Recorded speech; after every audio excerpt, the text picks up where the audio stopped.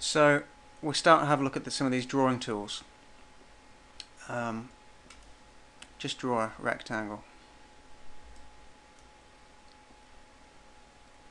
So, and I'm using my black arrow tool now after I've drawn this rectangle.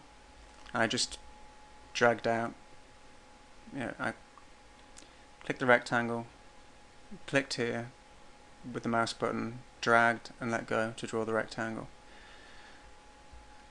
And this thing in the middle is a fill, and around the edge here is, I call it an outline. It's sometimes called a path, sometimes called a stroke. So you have these outlines and fills, and they're made up of exactly the same thing. So I'll just move, this is great with Flash, you can just drag the fill out. So we've got the fill here and the outline here. And if you use the subselection tool, which is the white arrow, you can see that these are just straight lines connected by these anchor points or edges. Anyway, these things here, these 4 anchor points, and the fill is just the same. It's just connected by these anchor points, but this is an outline, this is a fill. So fill and outline is, it's obvious the difference between them, but they're made up of the same thing. So if you can do one, you can do the other. So we're mainly, I've clicked this to select it, and I press the delete key on my keyboard to get rid of it. So these anchor points, in Flash you can hover over a line and you see this kind of curve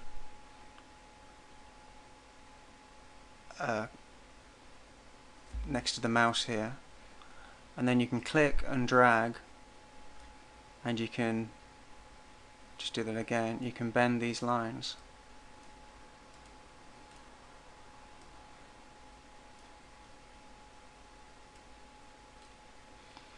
And now if we go to our subselection tool,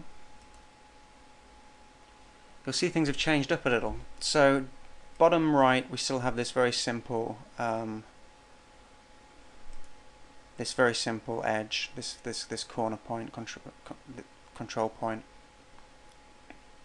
What is it? Let's see what Flash calls these. Anchor points. So they're called anchor points, but you might hear me call them other things. Just going back to my white subselection tool, it's white arrow subselection tool. So this is a very basic one, and this is not so basic. As you can see, this point has got attached to it these lines, and these are called control points. Well, I call them control points, and you can think of them as little magnets that attract the line towards them. So by moving these, you can affect the shape of your curve.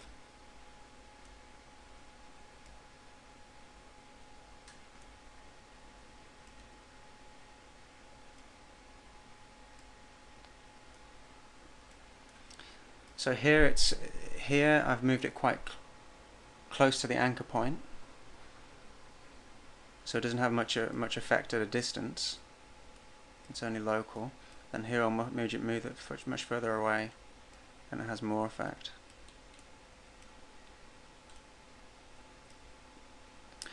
So all the lines and all of the fills they're only made up of these anchor points and these control points, and once you understand these, you can draw pretty much anything you like.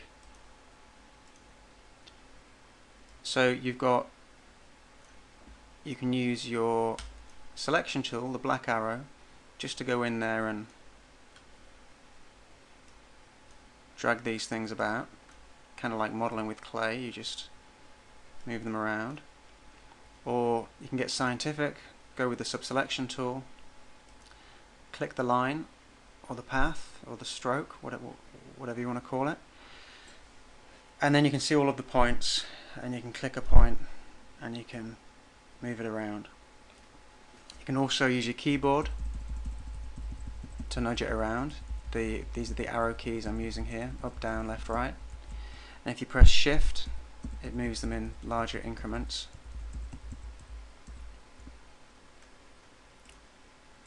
You can press delete and that will delete one of the points. I'll delete this point. The way that you can add new points is you can use the selection tool, the black arrow, hover over as if you're going to drag it out like that, you know, bend the curve, but press the control key and that'll insert and allow you to drag a new point.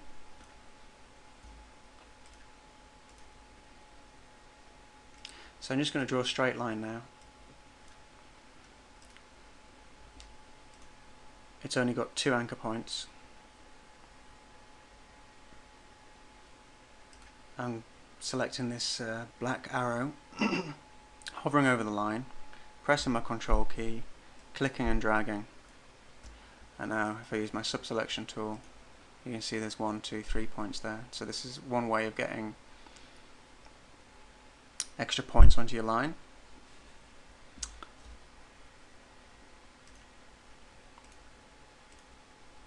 Now, if you double click, it'll select the whole line, and I'm pressing delete to get rid of it.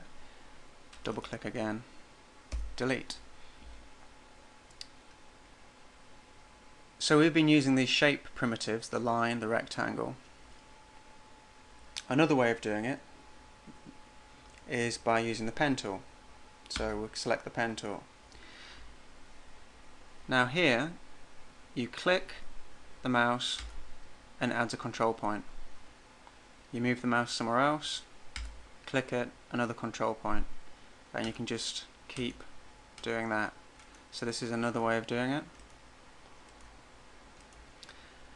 If you want to have if you don't want hard corners and you want to use those control points, those kind of like little magnets that drag the curve towards them, instead of just clicking, you click and drag, and you can drag out these control points, and you can make a wavy line. You see, I'm just starting to trace the car now.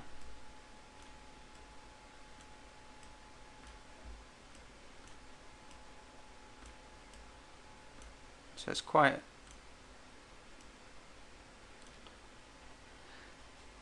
that's quite a quick way to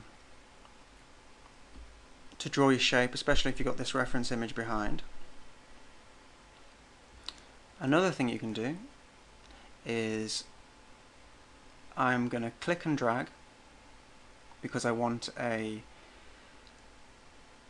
these control handles here, but I've clicked in the wrong place, so my control point is in the wrong place. I've still got the mouse down at the moment. If I press space, I can then move this point somewhere more useful, and then I let go and I'm all good. Okay, I can still go in with my subselection tool and kind of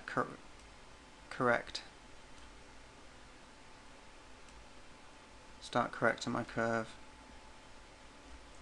You can move the points with your keyboard again, you have the arrow keys on your keyboard, or you can just go in and drag them around with a mouse.